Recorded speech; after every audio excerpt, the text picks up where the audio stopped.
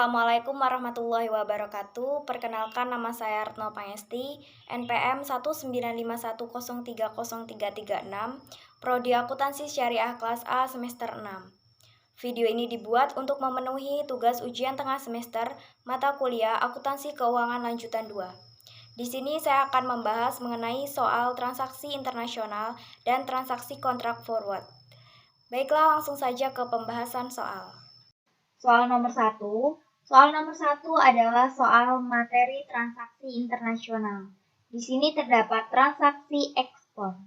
Soalnya yaitu pada tanggal 5 Desember 2021, PT Retno Makmur menjual persediaan kepada pelanggan di Kanada senilai $22.000, harga pokok 50% dari harga jual, secara kredit selama 60 hari.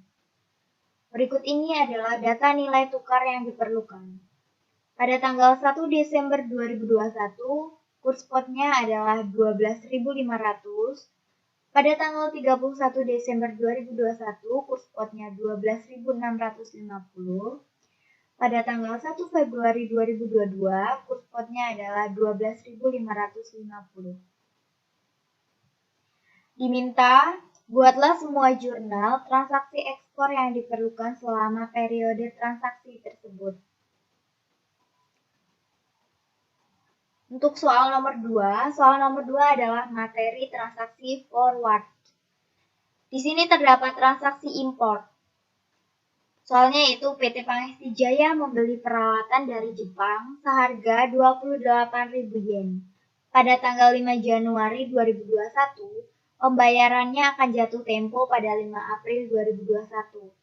Selain itu, pada tanggal 5 Januari, PT Pangesti Jaya juga melakukan kontrak forward 90 hari untuk membeli 28.000 yen dengan kurs 1 yen yaitu 7.560 untuk mengurangi resiko kerugian perubahan kurs. Berikut ini kurs spot yang berlaku. Pada tanggal 5 Januari 2021, kurs spotnya adalah 7.550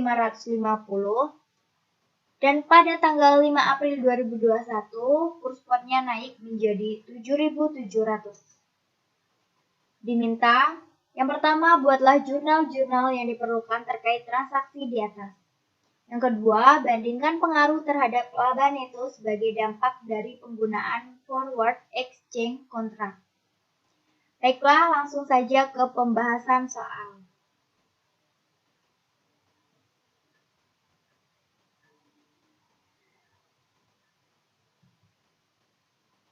Untuk soal nomor 1, terdapat transaksi pengakuan awal pada tanggal 1 Desember 2021.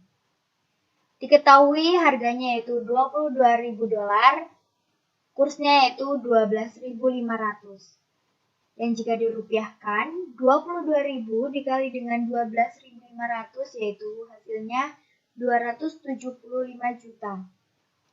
Jurnalnya yaitu piutang 275 juta pada sisi debit, pendapatan penjualan di sisi kredit 275 juta. Untuk BPP telah diketahui di soal.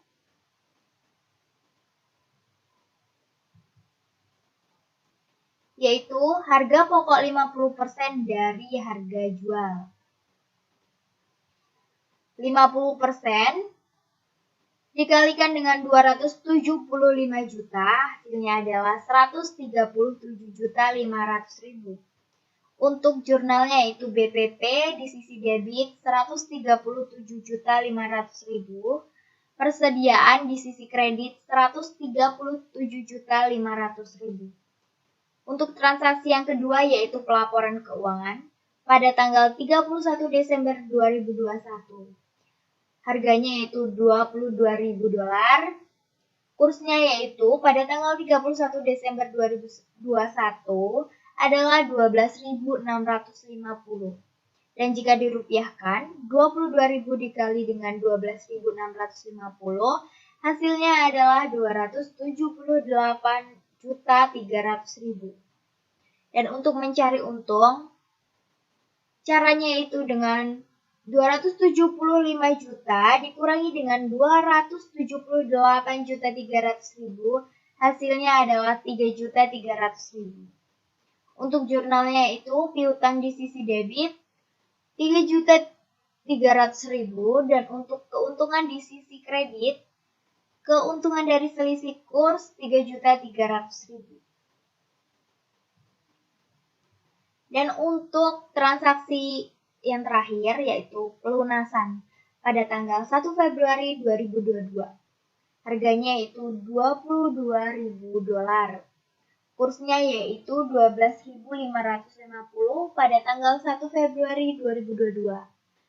Jika dirupiahkan, 22.000 dikali dengan 12.550 hasilnya adalah 276.100.000. Dan untuk mencari beban dari selisih kurs, caranya yaitu dengan 278.300.000 dikurangi dengan 276.100.000, hasilnya yaitu 2.200.000. Untuk jurnalnya yaitu di sisi debit kas 276.100.000, di sisi debit beban dari selisih kurs 2.200.000. Dan di sisi kredit piutang 278.300.000. Di sisi debit beban kerugian selisih kurs sebesar 2.200.000. Piutang kredit 2.200.000 di sisi kredit. Kas di sisi debit 276.100.000, di sisi kredit piutang kredit 276.100.000. Soal kedua. Pada tanggal 5 Januari 2021 terdapat transaksi pengakuan pembelian dengan harga 28.000 yen. Kursnya yaitu 7.550.